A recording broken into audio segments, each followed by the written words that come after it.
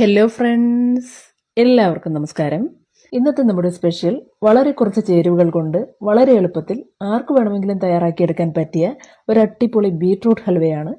എന്നാൽ ഒട്ടും താമസിപ്പിക്കുന്നില്ല, നമുക്ക് നമ്മുടെ ആ ഒരു വീഡിയോയിലേക്ക് കിടക്കാം. ഇവിടെ അതിനു വേണ്ടി ഒരു 3 ബീട്രൂട്ട്, ഇത് ഉദ്ദേശം ഒരു 650 ഗ്രാമോളം വരും. ആദ്യം നമുക്ക് ഇവയെല്ലാം തൊലി കളഞ്ഞ് നന്നായിട്ട് കഴുകിയതിന് ശേഷം ഇതുപോലെ ഒന്ന് ഗ്രേറ്റ് ചെയ്ത് വെക്കുക.